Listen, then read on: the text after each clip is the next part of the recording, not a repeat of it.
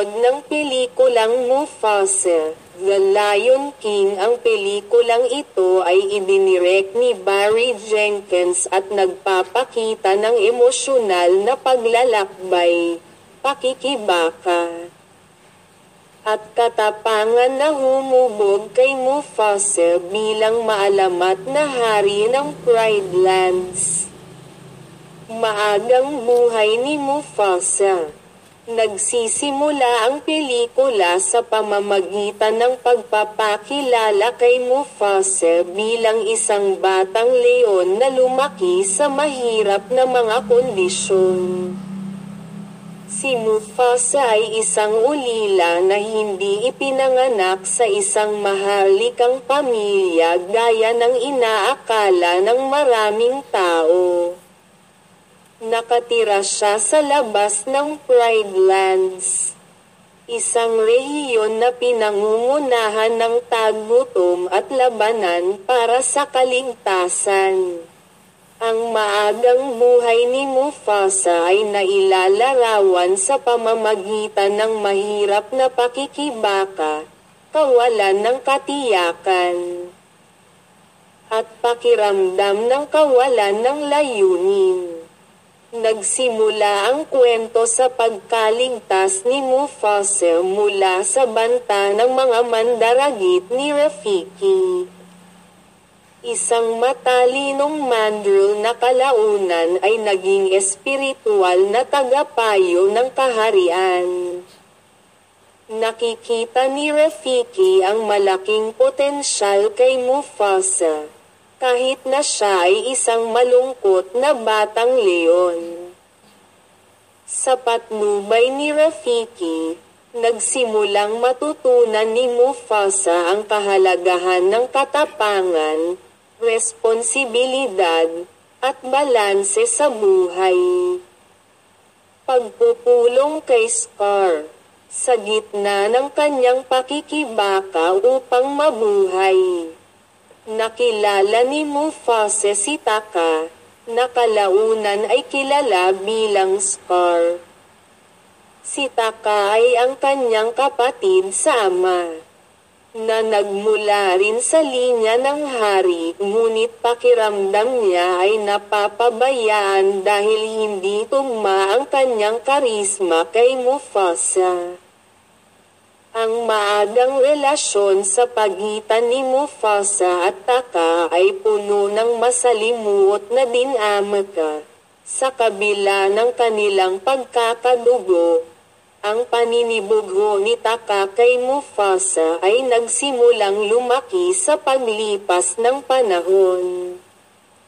Sa isa sa mga pinaka-emosyonal na eksena, sinubukan ni Taka na patunayan ang kanyang sarili sa pamamagitan ng paghamon sa isang ligaw na kalabaw. Ngunit ang kanyang pagtatangka ay nauwi sa kabiguan at pinsala sa kanyang mukha. Ang insidenteng ito ay lumikha ng mga pisikal na peklat na trademark ni Scar. Habang nagtanim din ng matinding pagkamuhi para kay Mufasa.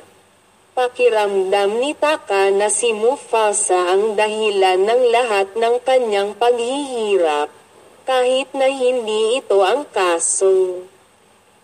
Paglalakbay sa kadakilaan. Habang siya ay tumatanda, si Mufasa ay nagsimulang magpakita ng natural na pamumuno na kung saan ay nagdudulot sa kanya ng higit at higit na paggalang mula sa mga hayop ng Pride Lands. Gayunpaman, ang paglalakbay sa kadakilaan ay hindi madali. Nahaharap si Mufasa sa iba't ibang pagsubok, kabilang ang panloob na salungatan sa loob ng Pride Lands, mga banta mula sa mga hina, at ang panggigipit na patunayan ang kanyang sarili na karapat-dapat na maging pinuno. Isa sa mga mahalagang sandali sa pelikulang ito ay nang pamunuan ni Mufasa ang isang grupo ng mga hayop upang malampasan ang krisis sa gutom na dulot ng mahabang tagtuyot. Sa tulong ni Rafiki at ng kanyang bagong kaibigan, si Sarabi, na sa kalaunan ay magiging reyna. Si Mufasa ay nagpakita ng pambihirang tapang sa pamamagitan ng pamumuno sa isang ekspedisyon upang makahanap ng bagong mapagkukunan ng tubig. Ang pakikibaka na ito ay hindi lamang nagpapatibay sa kanyang relasyon kay Sarabi, kundi nagkakaroon din ng tiwala sa pagitan ng iba pang mga hayop. Salungat sa Scar.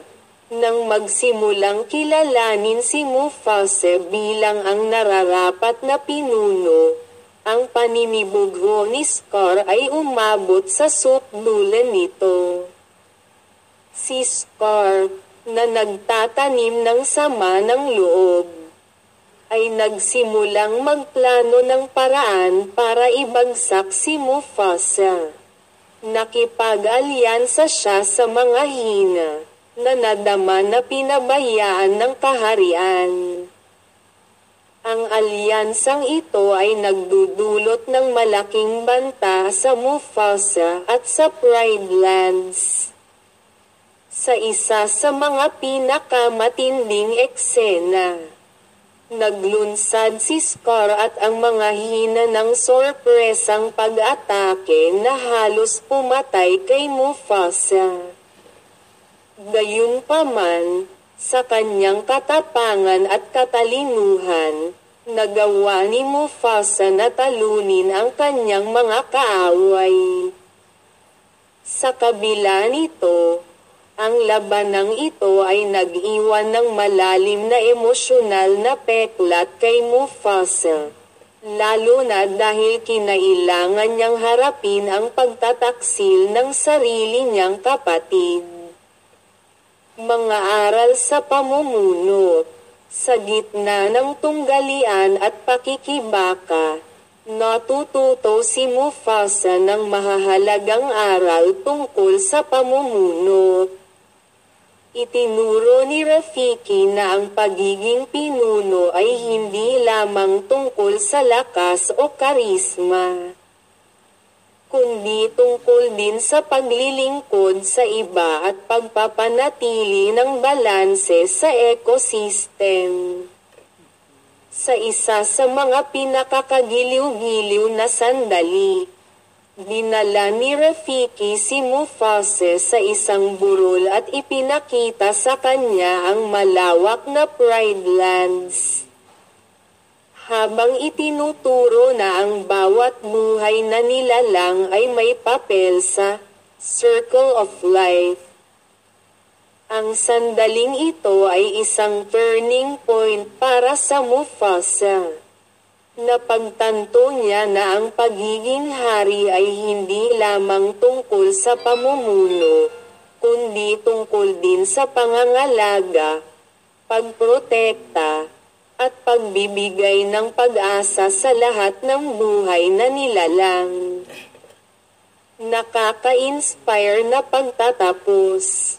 Ang kasukdulan ng pelikula ay si Mufasa sa wakas ay kinoronahang hari ng Pride Lands. Sa isang napakagandang seremonya ng koronasyon, ang lahat ng mga hayop ay nagtitipon upang magbigay-pugay sa kanilang bagong hari. Si Mufasa, na dumaan sa maraming pagsubok at paghihirap, ay nakatayo sa Lion Rock na puno ng pagmamalaki at pasasalamat.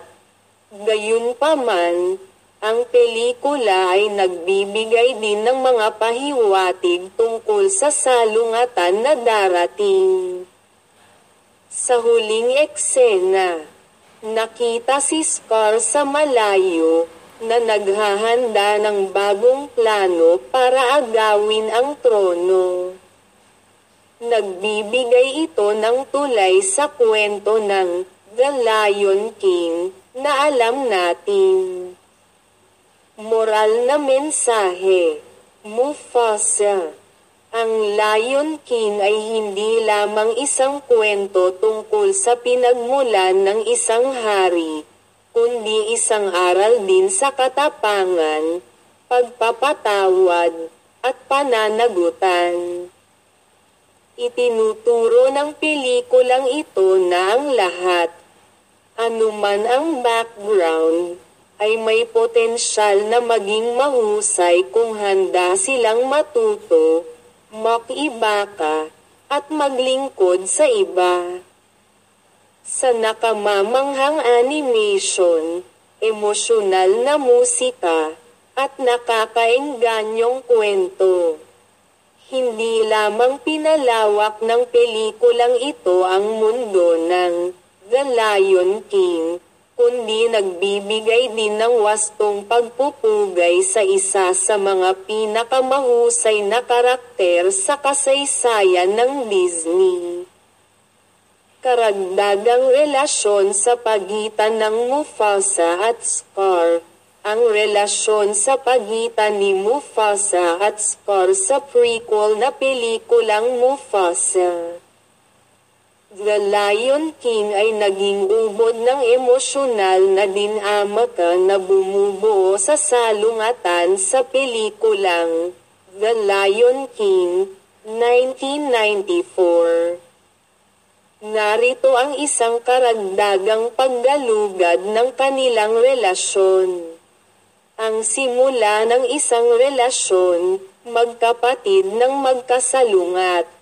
Sina Mufasa at Scar, na kilala noon bilang Taka, ay nagkaroon ng masalimuot na relasyon sa simula. Kahit na sila ay magkapatid, ang kanilang mga pinagmulan at katangian ay ibang-iba, isa. Pagkatao, si Mufasa ay inilalarawan bilang isang malakas, matalino at mapagpakumbabang leon. Nagpakita siya ng likas na pamumuno kahit noong binata pa siya. Si Taka naman ay puno ng selos at ambisyon. Pakiramdam niya ay napabayan siya ng kanyang pamilya at ng mga hayop sa Pride Lands dahil sa kawalan niya ng karisma at lakas kumpara kay Mufasa. 2. Kompetisyon. Mula sa pagkabata, madalas na sinubukan ni Taka na makipagkumpitensya kay Mufasa para sa atensyon at pagkilala, kapwa mula sa kanilang mga magulang at mula sa iba pang mga hayop. Ang pakiramdam ng kababaan ni Taka ay lumaki sa puot, lalo na matapos siyang masugatan sa isang insidente sa isang ligaw na kalabaw na nag-iwan sa kanya ng gallows sa kanyang mukha. Ang pangalang Scar ay nagiging simbolo ng kahihiyan at kahihiyan na iniuugnay niya kay Mufasa. Pagbabago ng relasyon, pagkupas na paggalang. Sa paglipas ng panahon, lumalala ang relasyon ni Mufasa at Scar, isa. Malalim na selos, nang magsimulang magpakita si Mufasa ng potensyal na maging pinuno, nakaramdam si Scar ng banta. Naniniwala siya na mas karapat-dapat siyang maging hari. Bagamat ang kanyang mga aksyon ay madalas na hinihimok ng ego at personal na ambisyon. Ang paninibugho ni Scar ay pinalala ng espesyal na atensyon na ibinibigay ni Rafiki at Sarabi kay Mufasa. 2. Paunang pagkakanulo, sa isang mahalagang sandali. Sinubukan ni Scar na bitag si Mufasa sa pamamagitan ng pagtulong sa mga hina na atakehin ang Pride Lands. Gayunpaman, nabigo ang planong ito dahil sa katapangan at katalinuhan ni Mufasa. Bagamat pinatawad ni Mufasa si Scar, ang pagtataksil na ito ay nagpapalalim sa bangin sa pagitan nila. Power dynamics, responsibilidad at ambisyon ng si Mufasa ay ginawang hari ng Pride Lands. Pakiramdam ni Scar ay tuluyan na siyang nawalan ng lugar sa hierarchy ng kapangyarihan. Itinatampok ng dinamikong ito ang dalawang magkasalungat na pilosopiya. Isa, Mufasa, matalinong pinuno. Ang Mufasa ay nangunguna sa prinsipyo ng Circle of Life, kung saan ang balanse at pagkakaisa ng kalikasan ay isang prioridad. Naniniwala siya na ang kapangyarihan ay isang responsibilidad, hindi isang pribilehiyo. Bilang hari, sinubukan ni Mufasa na yakapin si Scar sa gobyerno, ngunit tumanggi si Scar. Itinuturing niyang insulto ang alok ni Mufasa, hindi isang anyo ng pagkilala. Dalawa, peklat, manipulative leader. Nakikita ni Scar ang kapangyarihan bilang isang paraan upang matupad ang kanyang mga ambisyon. Naniniwala siya na masyadong mahina si Mufasa dahil mas inaalala niya ang kapakanan ng iba kaysa sa personal na kapangyarihan. Ang kawalang kasiyahang ito ang nagtulak kay Scar na magplano ng isang kudeta na nasa gitna ng salungatan sa orihinal na pelikula, The Lion King. Trahedya sa relasyon, pagkahulog at pagkakanulo. Sa The Lion King, ang relasyon sa pagitan ni Mufasa at Scar ay umabot sa rurok nito sa anyo ng isang malagim na pagkakanulo. Sinasamantala ni Scar, na matagal nang nagplano ng power grab.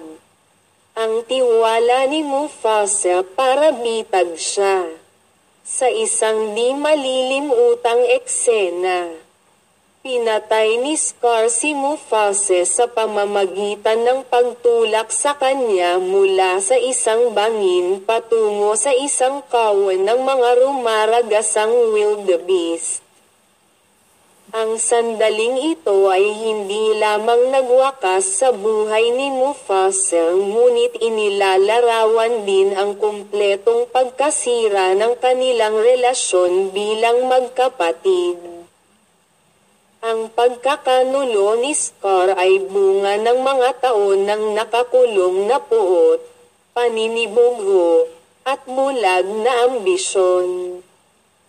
Ang pilosopikal na kahulugan sa likod ng kanilang relasyon. Ang relasyon sa pagitan ng Mufasa at Scar ay may malalim na pilosopikal na kahulugan na naglalarawan. Isa. Kontrast ng halaga. Ang Mufasa ay nagpapakita ng pamumuno batay sa debosyon, balanse, at responsibilidad. Ang peklat ay kumakatawan sa makasariling ambisyon, pagmamanipula, at pagkasira dahil sa paninibugho. Dalawa, family dynamics. Tinutuklas ng kwento ang mga pangkalahatang tema ng tunggalian ng magkapatid, salungatan sa pamilya, at ang epekto ng emosyonal na pag-abandona. 3. Circle of Life. Bagamat naiintindihan ni Mufasa ang kahalagahan ng pagkakasundo sa ecosystem, personal na pakinabang lang ang inaalala ni Scar. Nasa huli ay humahantong sa pagkawasak ng Pride Land sa ilalim ng kanyang pamumuno. Pagsasara. Bagaman sinusubukan ni Mufasa na bumuo ng isang magandang relasyon kay Scar, ang kanilang mga pagkakaiba sa mga halaga at ambisyon ay napakahusay upang madaig. Ang kanilang relasyon ay isang klasikong trahedya sa pamilya na nagtatapos sa pagkakanulo. Ngunit ito rin ay isang mahalagang aral sa kahalagahan ng pamumuno ng may puso at isang pakiramdam ng responsibilidad. Ang salungatan na ito ay nag-iiwan ng malalim na pamana, lalo na para kay Simba, na dapat harapin ang mga anino ng nakaraan at hanapin ang kanyang sariling landas bilang hari.